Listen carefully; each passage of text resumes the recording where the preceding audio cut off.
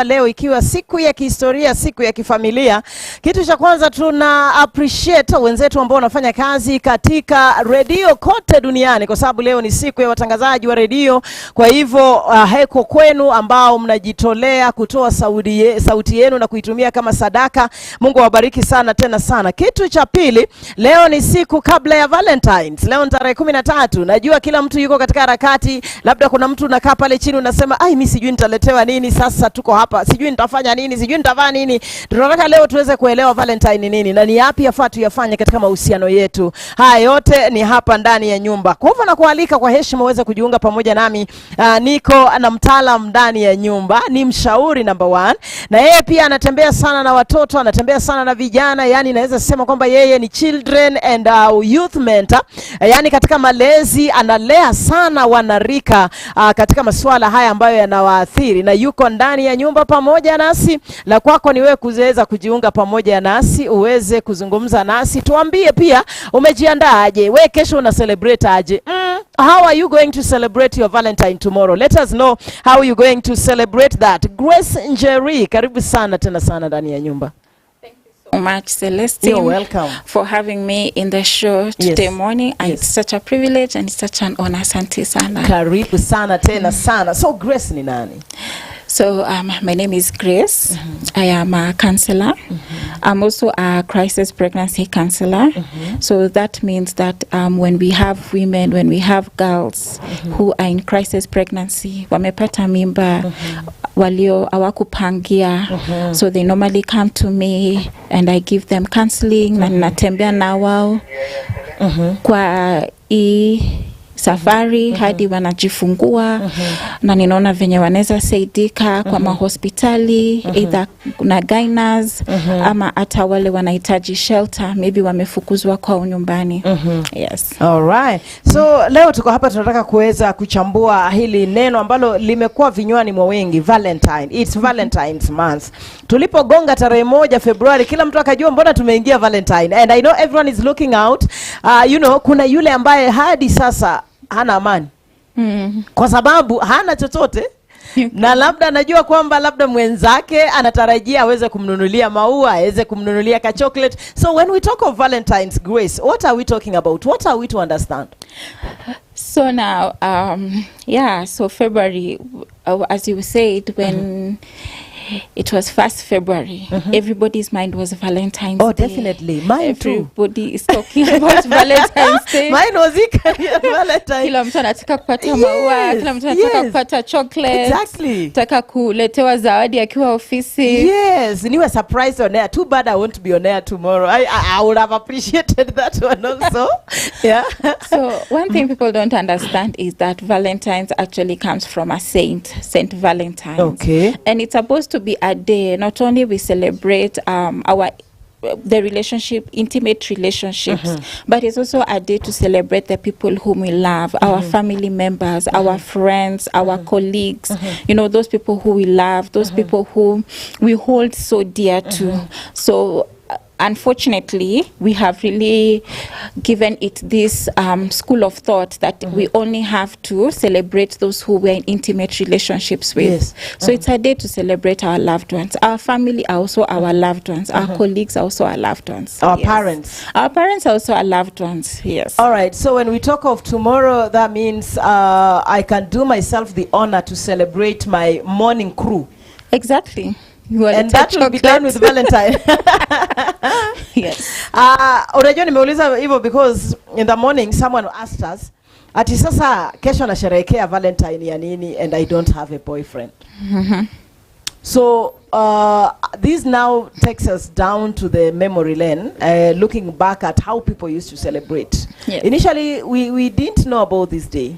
I think we've come to know about this day with the globalization, digital era. Watu wakajua aya, kuna siku inasherehekewa kama Valentine. Social media. Exactly, social media. Then you're looking at what someone did. Huyu alinunuliwa Range Rover, huyu akaletewa maua. So what are we supposed to do on this day? The do's. So this year, Valentine's Day is going to be on a Friday. Yes. And Celestine, it's going to be a very long weekend. True, and whatever happens this long weekend, especially on Friday night, can either be good to us or can either be bad to us. It can have consequences that we will live with for many years to come. And so it's very important for us to especially teach our young people how they're going to take care of themselves this Valentine season. Because Valentine's, I read a place, Valentine's is just a day, but pregnancy is for 9 months. Yeah. So whatever. It is a lasting gift. It's a lasting gift. Hiyo ndio itakuwa matokeo ya Valentine's Day yako. Imagine carrying your gift for 9 months is no joke, you know. Yeah, and it's very sad because I'll really focus on the young people, especially those who are in relationships, not those who are in marriage. Because we know those who are in marriage, they've been allowed to have sex in the confines of their marriages. But now I'll talk to the young people, those who are in relationships. And first of all, around this time, if you look at TikTok, you know, I've been watching TikTok videos and I'm seeing everybody's posting how their man, their boyfriend, you know, aliletea maua, akamwambia, will you be my Valentine's, akamletea chocolates. And so it's giving, it's already giving a lot of pressure. It's already giving a lot of influence on people's lives. Because sasa Celestine, tuako amekuambia, will you be my Valentine's? Na mimi hata sijaulizwa will you be my Valentine's Day. But when I look at the social media, everybody's been asked, will you be my Valentine's? Will you be my Valentine's? Kila mtu anapangiwa hii weekend, tutenda Malindi, tutenda Mombasa, tutenda Naivasha. Then it makes those of us who are not into relationships feel like we are missing out on something, or we are not good enough, you know, to be in relationships. And it's also influencing people to do things that are beyond them. Unaona, because unaona msichana anasema, but so and so boyfriend yake alimfanyia hivi na hivi, mbona wewe haunifanyii, mbona wewe hujaniletea maua, mbona hujaniuliza will you be my Valentine's Day. But Kenya ukumbuki ni so and so's boyfriend sio kama your boyfriend. So we cannot start comparing our boyfriend. So Valentine has given people this pressure of comparing each other, of outdoing each other. Oh God, because so and so was done for, I also need to be done for. And this is the influence of social media. But so I want people to accept their relationships as they are, to accept their person as they are. Maybe so and so's boyfriend anaweza mpeleka Dubai, anaweza mpeleka Naivasha, anaweza mnulia maua, anaweza mnulia chocolate, but that doesn't mean Gracie's boyfriend can. And so as Gracie, I need to understand that my boyfriend cannot do that. So the little he's going to do, I need to appreciate it. I need to, it's the thoughts that count. And one thing I say, Celestine, is that I don't have to wait for Valentine's Day to show love to the people that I love. Every single day should be a Valentine's Day. If I'm in the right relationship with the right person, doing the right thing, every day I should wake up and appreciate this person. Every day, through my actions, through my words, I should be able to tell this person, thank you for being in my life. Thank you for the love that you show me. And we have monetized Valentine's Day so much, you know, like that's true. Sai kila mwanaume akona pressure ya kutafuta pesa. By them mtafute tu. Mtafute pesa. Kwanza sai kuna money book. We need peace in our family, so please. Kwanza sai kuna money bouquet. So kila msichana anataka uletewe money bouquet kwa ofisi yake. So we've also, we need not to confine into those pressures, because these are the pressures that zinafanya these young people, especially the young men, they're having a lot of financial pressures. Alafu unapata mwanaume maybe hajiwezi kifedha, anaanza kutafuta venye atapata pesa ili afurahishe huyu binti, afurahishe huyu msichana. Unajua, amnulie maua, mfanyie money bouquet, chocolate, ampeleke out. But what he doesn't know is that it has consequences. What he doesn't know is that it's making him do things that he's not supposed to be doing. So inamfanya afanye anything in his power to make to have this money. So first and foremost, I think one thing we need not to do is not to give our partners pressure. We need to accept our partners as they are. We need to appreciate what they are going to do for us on Valentine's Day or on Valentine's weekend. Secondly, we also need to learn to not to monetize this day, because you can never put money on love. Unajua mtu unapenda, you can never put a price tag on love, because love is priceless. So we don't need to we don't need to express our love by buying roses, making this money bouquets, sijui buying chocolates, sijui going out on vacations. So we can we can have something simple. We don't have to put financial burden on another person. And also we need to take care of ourselves, especially this weekend, especially in terms of sexual immorality. Because I was reading, like now many ladies are going for waxing. But now remember, when you engage in this premarital sex, inakuja na consequences. So consequences that will last us a lifetime. Consequences like unwanted pregnancies.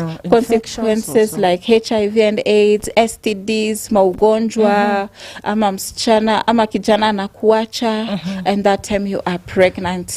So we need to also look at that aspect, to take care of ourselves, so that whatever we do on Valentine's Day will not affect us physically. We will not, in the years to come, hatutakuwa tunalia tukisema ndio matokeo ya Valentine's ya 2025. Because I think one thing I encourage ladies, especially those who are in relationships, before useme yes kwa huyo mwanaume, before uende kwa nyumba yake, tembea tu kwa supermarket, kwa ile aisle ya Pampers, alafu uangalie bei ya Pampers, alafu chague the most expensive. Chague the most expensive. Sasa ndio ujue, before you make that irrational decision, you know what you are putting yourself into. And it's not a day of sexual immorality, but rather it's a day of celebrating our love in a good way, in a simple way. And we don't even have to confine to the patterns of this world. It's not that because the world is celebrating Valentine's Day sexually, I have to celebrate it sexually. Nikienda na mtu wangu, we have dinner, we watch a movie, and we talk. That's enough. We have celebrated our day. But it doesn't mean we have to do something that Grace is going to live with, regretting for the rest of her life. Now, before we continue, Grace, there's someone watching us who is not even in a relationship. Hannah, literally, anashindwa hao watu wanatoa wapi watu.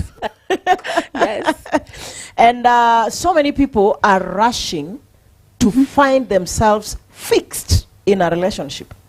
So definitely there are wrong decisions that are being made. Very wrong. Wrong relationships that are being founded. Alafu there is this other one ambaye today anasuffer heartbreak. Why? Because the kagal amepata sponsor. Amepata mtu anado. Hana. So let's talk about I'ma talk to those who are yet to be in a relationship. They're just watching from the fence. Wanashindwa what's going on. Sarakasi zinaendelea. They really want to become, but they don't have.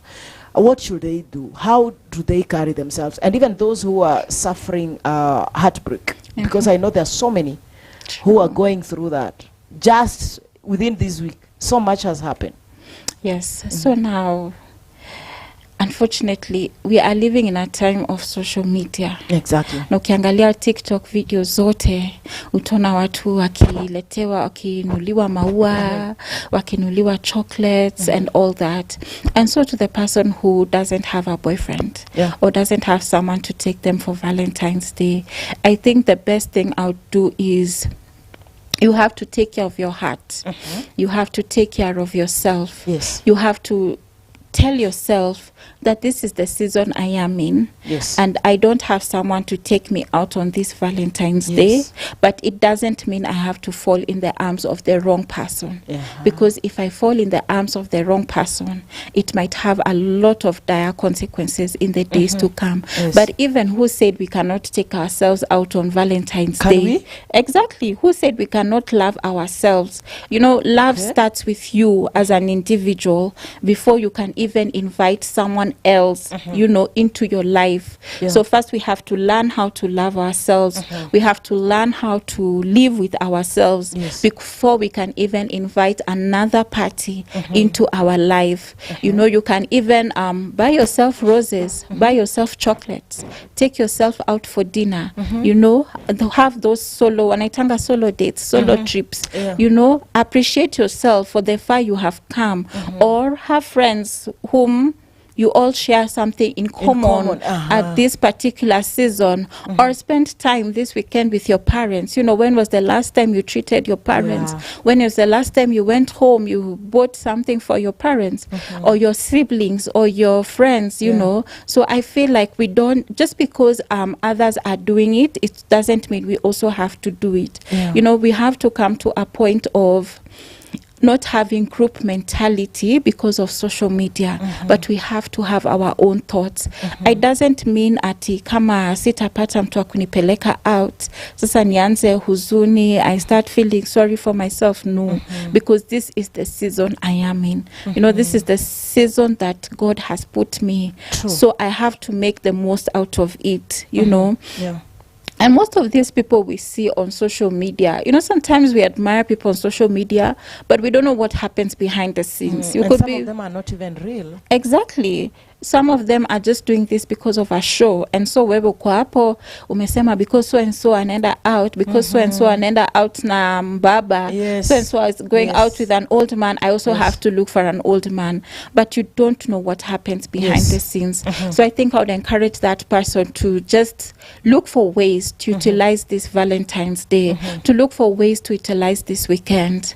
And to the one who is going through a breakup, I think this is the time where you recollect yourself. This is the time you celebrate yourself. This is the time you arise, you stand up and say that you will not drown in the sorrows. So I feel like we all need to understand that we are in different stages of life. So we don't have to compete because of social media. So I have to accept that mimi sina mtu Valentine's Day, but I can do ABCD for myself and make myself happy. Yes. Wow. Mtazamaji, tuko ndani ya nyumba, sijui mpango wako ni upi kwa Valentine. Umepanga unapeleka mtu wako nje? That is kama uko naye, na kama hauna labda uko pamoja na sisi, si ndio? Si tuko you rather join us in studio. We're going to have fun tomorrow, by the way. So you rather join us in studio. We're going to celebrate our Valentines here. Usipatie mtu pressure, na wewe mwenyewe usijiwekee pressure. Kwa sababu wakati ambapo na exert pressure, you are demanding too much, your expectations are so high, and whatever you're getting is low.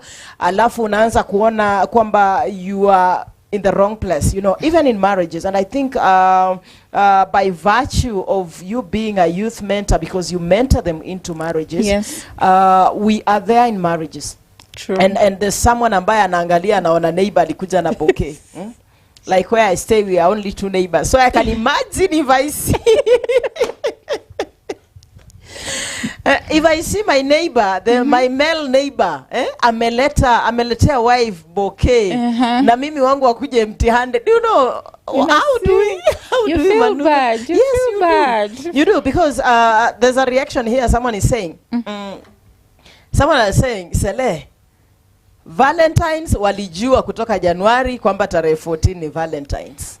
Why should someone not treat me right? All right, what they knew. That is the kwamba walijua kutoka Januari kwamba there will be Valentine. So why should this person not treat me right? He or she ought to have said to this. Okay. Let's react to that. So I don't know what the person means by treating right. Sijui kama alikuwa anataka mtu wake aanze kuiba pesa. Si kuiba, si save. Ama save. Save towards this day. But you know, one thing we also need to learn is that different people have different ways of expressing their love. Unajua kama mtu wako sio mtu wa kukuja na bouquet na chocolates, you know, na money bouquet na mazawadi. Maybe for him, he's the type of person who comes and says, you know what, me, I love you, I appreciate you. Kavu hivyo. Ama na gestures, you know, ama ama his actions. Unajua kuna wale wataingia kutengenezea breakfast, kuna wale that is his way. Exactly, atakupikia lunch, akupikie dinner, ama akuoshe miguu, ama akumassage. Maybe that is his way of celebrating, and maybe to him that is treating you right. But now because umeenda kazini ama umeona neighbor ameletewa maua, ameletewa money bouquet, ameletewa chocolates, maybe for that other person that's how they feel they're doing it right. So I feel like we need to know, we need to define what is to treat me right. How does my how do we define that? Do we sit down to talk? Yeah, how do we define that? I think, and in relationships, it's always very important to sit down, to talk about our expectations, to talk about the do's and the don'ts. You know, it's good kujua mtu wako from the beginning. Mimi najua mtu wangu atanipeleka Dubai na tusha nimeshaelewa na mwingine Dubai siendi, but kuna ule ataenda Dubai and we are happy for them because they are going to Dubai. So I think one of the most important things in relationships, especially at the beginning, is communications, our expectations, to know your person. What are their limits? What can they take? What can they not take? So that way, ikifika Valentine, usikwe na expectations, alafu the expectations are not met, alafu kuje Monday ulie kwa ofisi, utulie kwa shule, ushindwe kukuja kwa kamera. Karibu. So I feel like for this one who is saying to be treated right, they have to know the kind of person they are with and what is this person's love language. Maybe for this one it's actions, maybe and you know, it's also, we're also giving our partners a lot of pressure. So inamaanisha yeye alikuwa anataka mtu wake from 1st January aanze kusave pesa ya Valentines. Si hata pesa ya matumizi, si hata pesa ya watoto waende shule, si hata wazazi waangaliwe. Yeye alikuwa anataka because we are special, pesa ya Valentine's Day, which is a one-day affair, and that is what people are not understanding. And my dear, that brings us down to another question. Who is to treat who during Valentine's? Because more often tumeona pressure ikimauntiwa sana to the boy child. To the boy child. Yeah, you know, boy child. Yes, boy child. Hata sasa hivi venye tunaongea, even the person who wrote this by the way, anaitwa Ivy. She's a lady. You know, hata mimi Sele, I'm expecting.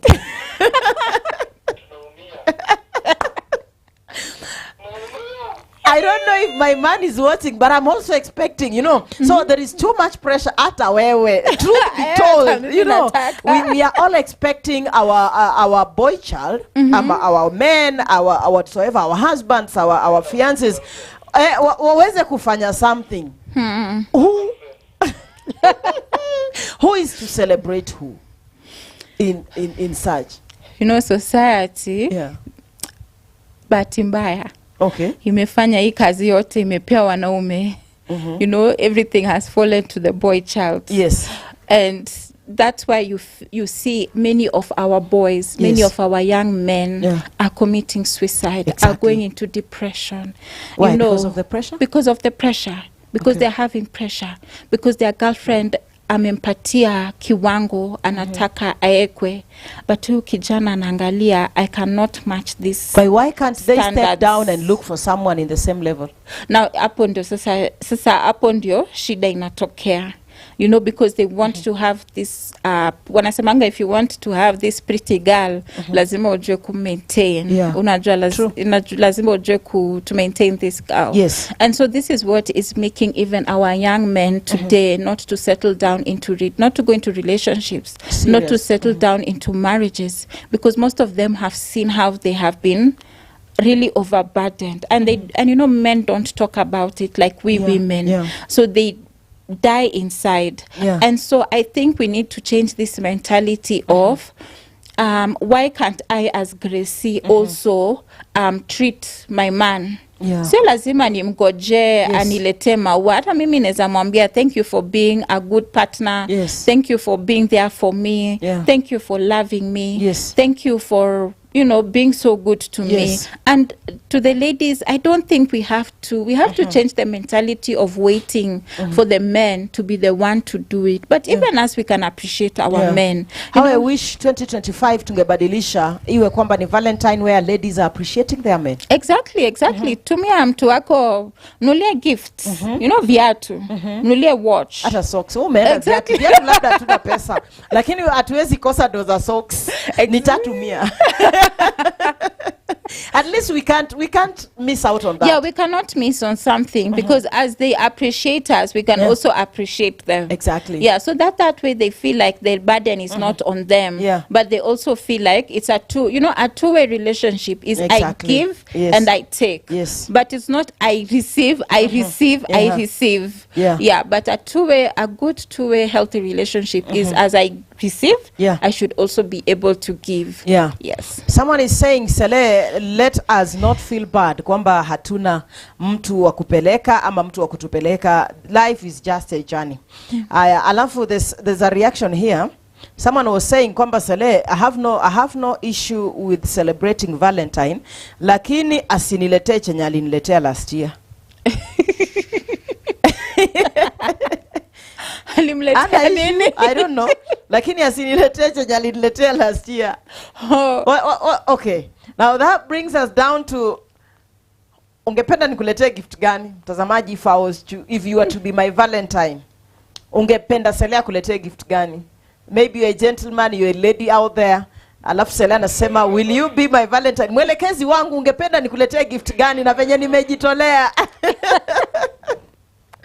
So what kind of gifts it should be? Yes, should we, give out on Valentine's and beyond? Because when we talk of Valentine's, it falling on a Friday, so we actually calling these a Valentine's weekend. Weekends, yeah. So it's a Valentine's weekend. I think for me, a gift is something that is long lasting. Exactly. A gift is something Sele natakata after 5 years nataka kuiangalia na nikumbuke. Upendo yetu. Nakumbuka ya last year but hakupenda ya last year. Hakupenda na msho hakumwambia. Exactly. So sure, yeah. And I feel like sometimes first of all I think hata kama taleta ile alileta last year kwanza naweza appreciate because I may make your effort. He's even remembered ni Valentine's Day. Unajua kuna mwanaume atenda kazini na hata kumbuka ni Valentine's Day na bibi birthdays zinasahaulika. Sasa ni Valentine. Yeah. And I think that's where we come in relationships even after Valentine's Day and we learn how to communicate to our partners and we tell them, I appreciate what you bought me on Valentine's Day but I would have appreciated A, B, C, D. Unajua hata kama mwanaume, actually even the men as they are buying their Valentine's gift, unajua unaweza angalia msichana wako, mrembo wako uone Valentine's Day ni nini uyangeza penda ama days before, weeks before ungemuliza na unaweza penda nini Valentine's Day, unaweza muuliza in a nice way chini ya maji ama unaangalia ni nini amekuwa akitamani. Yeah. It's true. So any gift, should we categorize sex as a gift on Valentine's? Now, because we are focusing... That is exactly what is happening. What is going to happen. It is even happening. It's not going to happen. It's even happening. The reason I'm asking this because we want to help someone who is trading on that road. Yeah. Should I exchange? Okay, umeniletea gift. Yes. Should I exchange or give it to you as a mimi nikijitolea as an appreciation through sex? I think one thing I normally tell ladies, girls, young girls, because I mentor a lot of young girls, is a man who truly loves you will always protect your sexuality. Wow. Will protect you. Wow. Atataka kukuweka kwa kitu ambaye itakuja kukuumiza or to destroy your body. Because remember, sex, it's a 1 minute thing. It is. But the consequences are long lasting. Yeah. You deal with unwanted pregnancy, you know, kuje kwa aggressive mlilia. And there's guilt also. There's guilt. There is HIV, there is STDs, kuna maugonjwa mengi sana. Na maybe hata mwanaume atakuja kukuacha. The sad reality. And so I feel like Valentine, I always feel like there's a way immorality is normally really glorified during Valentine's, which is a very wrong thing. Because when we are celebrating our loved ones, it does not... Love does not destroy. Yeah, love does not destroy. Love is a gift from God. It's a good gift. But anything that destroys you, anything that causes havoc, then that I don't think it's genuine love. So meaning, kama mtu ataniletea zawadi and I must give them my body to say thank you, then that means, Celestine, our love is transactional. And then I can't say he gave me a gift because tumeenda draw. Exactly, tumeenda draw. Na mimi hata ndio nimelose zaidi ametumia mwili yangu. You know, it has more consequences on the women than the men. True. You know, and at the end of the day, he has used me. Yes. So, and I feel like we really need to take care of our young people, especially this season, to just tell them the consequences of this premarital sex, the consequences of this immorality. Najua utalala na huyu mtu na maybe Sunday akuache. Yes. Maybe ni bwana ya mtu. It's true. Na maybe akona maugonjwa. Na wewe ulisema, oh, Valentine's Day, tulienda Naivasha, tulienda Dubai, but it comes with consequences. And years later, you don't want to remember this Valentine's Day. So if there's one thing we need to teach our young people, or we need to encourage our young people, is flee from sexual immorality this Valentine's Day.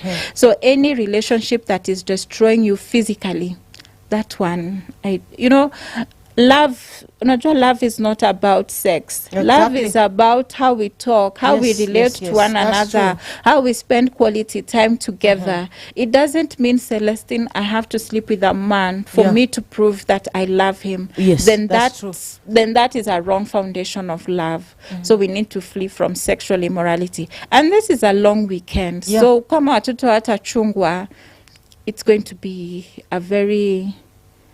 So, kama watoto hawatachungwa, what is our role as parents, especially those of us ambao we have teenagers?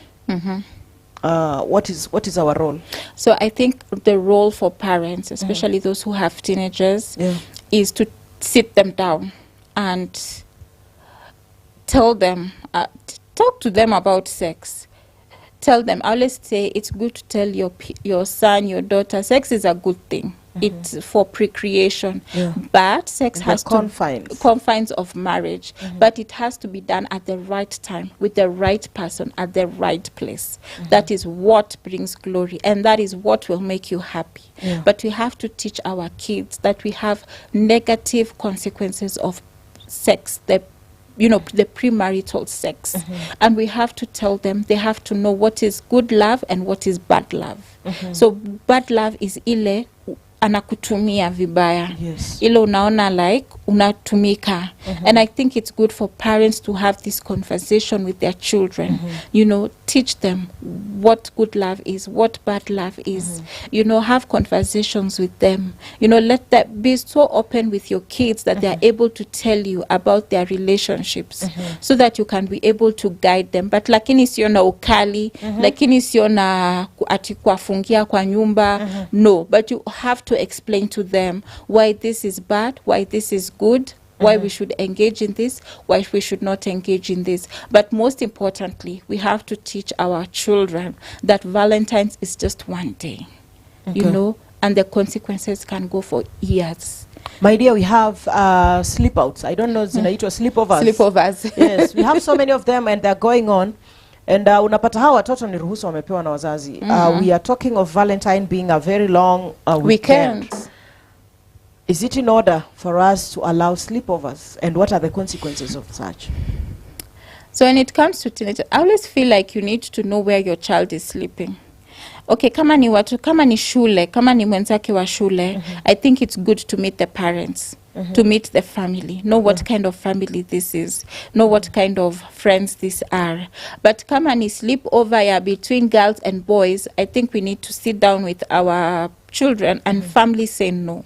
Because anything can happen. What if auliwe uko? Yeah. You know, what if they lose their lives? Well, who are we going to blame? What are we going to say? So I feel like if they have to go for sleepovers in other people's families, we have to know their family. We have to meet the family. We have to interact with the family. I have to see that house so that in case of anything, I know I have information.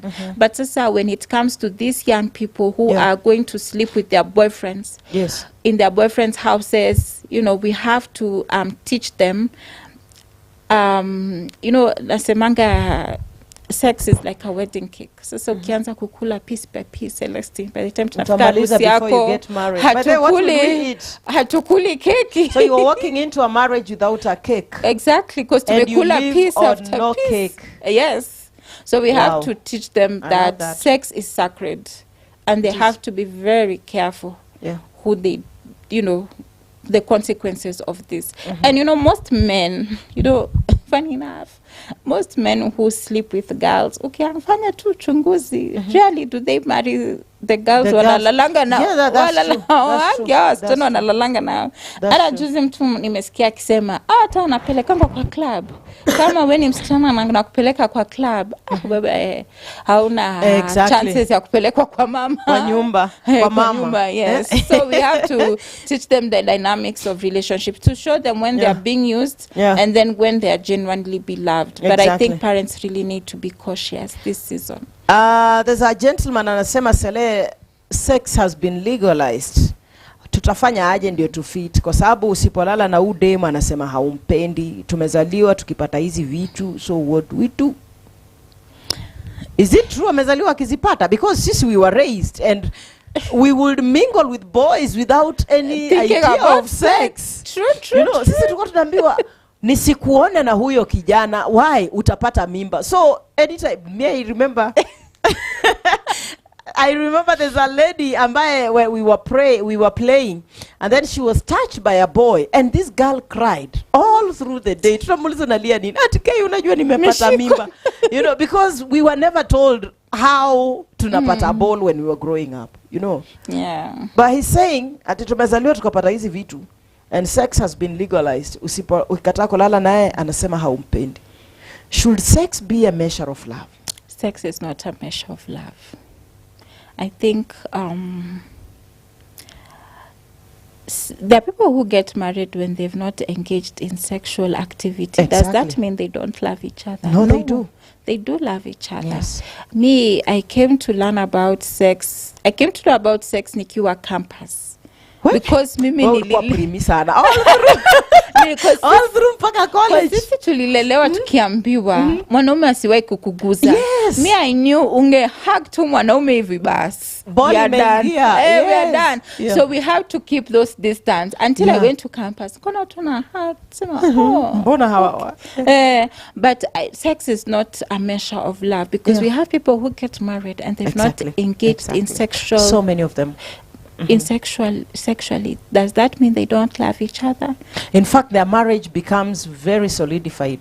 Exactly, because sasa hata if ukisema lazima ulale na huyo msichana na siku ile utakuwa unamuoa, there'll be nothing new for you. For both of you. There's no excitement. Exactly, there'll be no excitement. Si mmekuwa mkilala pamoja, so honeymoon night itakuwa tu ile nights za kawaida. So there'll be nothing to look forward to. And we have to stop this peer pressure just because some my peers are having sex, it doesn't mean I'm having sex, because the day I get pregnant, the day nipate hizi maugonjwa au watu wengine watakuwa na mimi. Remember, when I always tell ladies, the day you get pregnant utakuwa peke yako. Wewe ndio utatembea hiyo safari peke yako. Hapa kuna marafiki zako wale walikuwa na kuchocha, oh just one night. Hii safari itakuwa wewe. This makes you become a woman. Na mtoto wako. Nobody will be there with you. You will carry the cross alone. That's true. And you just have to walk on your road. Being a youth mentor, And I know you've interacted with these youth on different platforms. Kando na shule, maybe you've interacted with them Yes. kwa church level. Is there anything we can do? Yes, we know it may be very late because today is 13th. We're talking of tomorrow being 14th. Yes. It may be late now. But is there something we could do maybe today or in future as the church kuhakikisha kwamba we are aligning our youth, number one, with the word of God, and number two, with the good morals to fit in the society? Is there something or anything we can do as a church? I think as a church, as the body of Christ, Exactly. first of all, we need to teach about these things, about sex. Unajua kanisa, sadly, when girls get pregnant in church, they are like excommunicated. Ama wanaambiwa wakae kando. But I feel like this is the time when such a girl should be embraced, and this is the time the person can be embraced, and the church can be like, you made a mistake. But God is a God of second chances. Exactly. So you can arise and you can walk. But I also feel like the church needs to come to a point where they teach the young people about they get to that sex. point. Tell them what is sex. Tell them sex is supposed to be in the confines of marriage. Most of the time, the church watakwambia to do not have sex. But akwambi kwa nini? The Bible says usi. Usi. But akwambi kwa nini? I think we need to teach about the spiritual implication of sex. Because unakuwa kitu kimoja na mtu before you even become married. So I feel like also the church needs to have forums for young people, because young people are going through pressure. Si kila mtu ana have sex. So like him anasema Bona mimi ni si kwe nina have sex. So the church can come up with forums where the young people can talk, say what are their struggles, how can the church help them, to overcome their struggles. But sio kuambia do not have sex. Tell them why can't you have sex now, and tell them when is the appropriate time to have sex. Make them understand. And also the church needs to also change to now see things from a youthful perspective. Najua kanisa zetu mingi ni za watu wazee, wa mama, wa baba wa kanisa, but now when you busy preaching to me kwamba toa utabarikiwa and I'm already blessed. I have the money, I have the car, but my soul is not aligned with God. True. You understand that? Yeah, I understand. So when you preach kwamba utabarikiwa, utapata gari, and I'm looking at you and nina gari, I have more pesa, niko nazo, biashara zangu zina run vizuri. But you see, my soul is in turmoil. How I wish we can look at these issues ambazo zina destroy the soul. And one of the issues ni the sexual sin. Yes, the sexual sin. It destroys and it binds. It's true. You sleep with 10 people and you are now getting married to the 11th person. You are simply getting married to 10 men because you are walking with all the 10 men into your marriage because of the soul ties. Yeah, people very don't true. know this. Very true. Yeah. Na unapata sasa unaanza kuona uko na tabia zile Or sometimes your marriage it doesn't work because you've not because you've not worked on those past traumas umepitia ujui nini inakufungia maisha. Some of us, maybe you have this sex, tunakuwa pregnant, tunafanya abortion, unaolewa, unashindwa mbona hatupati watoto. But haukumbuki what did you do yesterday. Or you did without knowing exactly the implications. Wow, mtazamaji 22914 na pia kwa Facebook page yetu Mwangaza TV tuko ndani ya nyumba, the do's and the don'ts. During Valentine's, we actually talk about Valentine's and relationship. Tumesema number 1, stop mounting pressure, especially kwa boy child. Round hii boy child tumewatetea sana. Lakini pia boy child kama uko na uwezo, kama hauna doza bouquet, lakini si uko na pesa za lollipop, get that lollipop. Anything done out of love with love. Am I wrong? No. Anything done out of love with love. Iko sawa. Someone was telling me the other day, akanambia the best way a man could treat, ukijua kabisa wewe ni bwana na hauna eni, wewe nunua tu ka lollipop kako leo today. Then tomorrow, make sure you wake up very early before the wife wakes up. You wake up early, you do a letter. Wacha hiyo story ya SMS, just do a letter. Chukua kalamu na karatasi. Remind yourself of how you used to write those letters when you were in primary, that when I think of you, my heart goes. You know, you remember those things. So you draft that letter, express yourself. Chukua hiyo lollipop yako, fungia hapo. Wewe chomoka before your wife wakes up. And he was telling me, hata kama your wife's heart iko ngumu kama mawe, itafanya leo machozi. Yes. Big thing. It's not. It's a very small thing. For the fact that umesacrifice ukajikumbusha kuandika barua, you know, and it's something she will keep on referring to. She will keep on referring to. We have those of us. All right. Unasema Valentine tupewe surprise, hata kama ni proposal. You want a proposal? Anasema yeye anataka gift. Nancy, me I'll give you a gift. Lakini sasa unataka proposal. Proposal.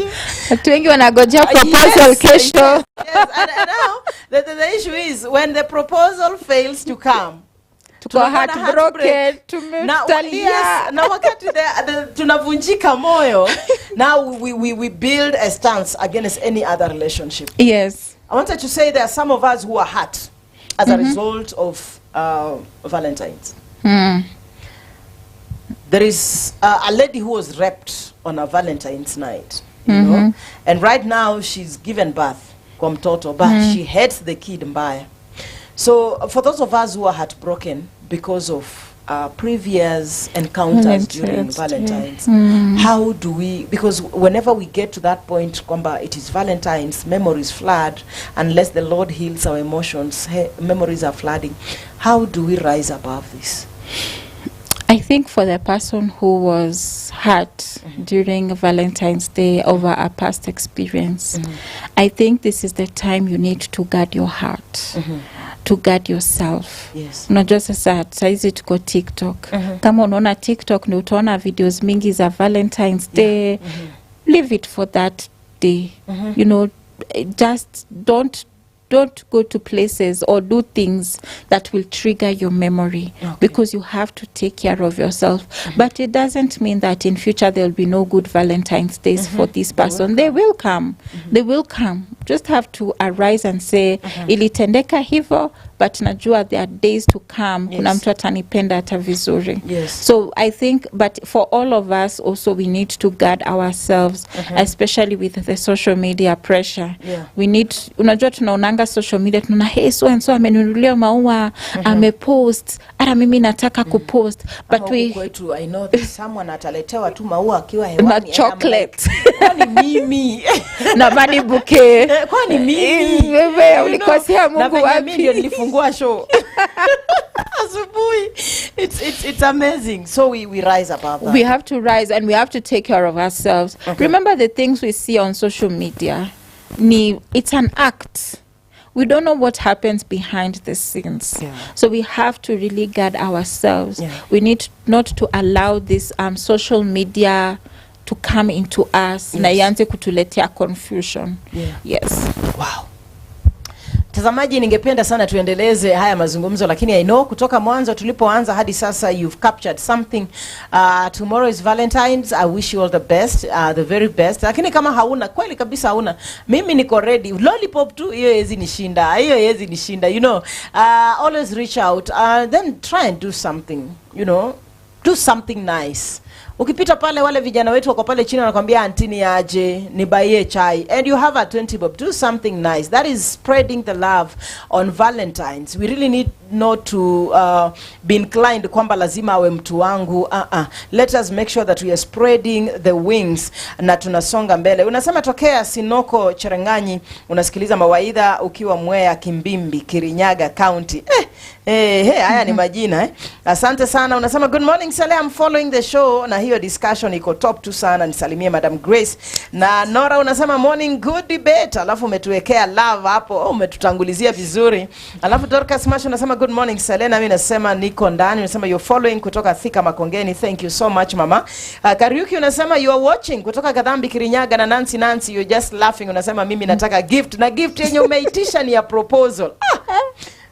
All the single men in the house, there is a lady in need of a proposal. Just reach out to me. I hope atakuwa disappointed. I need to give your contact out. Mtu mwenye reach out aseme Sele niliona dem akiitisha proposal hapo. Wewe uniruhusu nipeane hii detail yako. Unasema you're watching Sele, good morning. Nami nasema very good morning to you. Paul, unipasa Paul, unasema you're watching kutoka Nakuru City. I wish mtumishi ungetupa maoni yako about Valentines and what you're doing as a, you know, a minister of the word in the body of Christ. It would really have been good. Alafu Kidua Koine unasema you're in kutoka Bahati. Thank you so much. Geoffrey Kadhiru unasema I'm watching the show, of course, kutoka Kasarani, well represented. Thank you. Na Jane unasema blessed morning Selenya Hururu, we are watching. Na huko kwingine nilikuwa nimesoma ujumbe wako, ulikuwa unasema sasa tufanye aje ukikataa kulala na udema, anasema kwamba haumpendi, and definitely Madam Grace has really responded to that, na tumeambiwa kwamba pia we lower expectations. Yeah, we lower expectations. Usikuwe na expectations. Alafu kuje kukua heartbroken. So tusikuwe nazo. Akileta maua, kileta maua tunafurahi. Yeah. Asipoleta bado tunampenda. Because your love cannot be defined by this one day. Yeah. What we have built for the last 2-3 years, na mtu wangu, cannot be defined with this one day. Yeah. Surely. Valentine shouldn't be a platform. No. Okay. Every day is a Valentine's Day, Celestine, kwa wale unapenda. Yeah, but this is special. Ini hata ni ya wazungu, unaona? This one is special. It is Valentine's Day. Just like every day we celebrate Christ, but during his birth, hiyo ni special. Ni special birthday of Jesus. Not that we don't celebrate Christ. He knows we love him. He knows we live for him. But there's that day. Everyone goes out of, you know, of their way. It is Christmas, you know. So thank you so much. There's someone who's been watching maybe anasema, hey, mimi ningependa mtoto wangu apewe ushauri na yule madam, ama mimi ningependa kuzungumza na huyu madam. Kuna mtu ambaye ako heartbroken kwa sababu kipenzi chake hakijui kufanya hivi vitu, na anataka kwani mimi niliolewa na nani? I saw someone on social media, the things we say, na anasema God, yani ukiomba watu, mimi kama uliniomba nikiwa gitasi unirudisha kwa manufacturer. Are you open for communication? Yes. I'm open for communications. I can give my contact. Yeah, definitely. Yes. So my number is 0724 907 256. That is 0724 907 256. I also run an online mentorship program kule Facebook. The page inaitwa Talk to Gracie. Talk to Gracie. Yes, Talk to Gracie. Anyone can join? Anyone can join. Anyone daily? Can reach out. Yeah, you can reach out daily. Okay, beautiful. Yes. Wow, thank you so much, Grace, for coming. Asante sana. It's an honor. Nimejinais. Thank you so much for the enlightenment. Thank you. It is timely. Yeah, before we made that stupid decision, at least we know. I have a friend who anasema, know before you say, I wish I knew. So at least we know. Thank you so much, mtazamaji, for having followed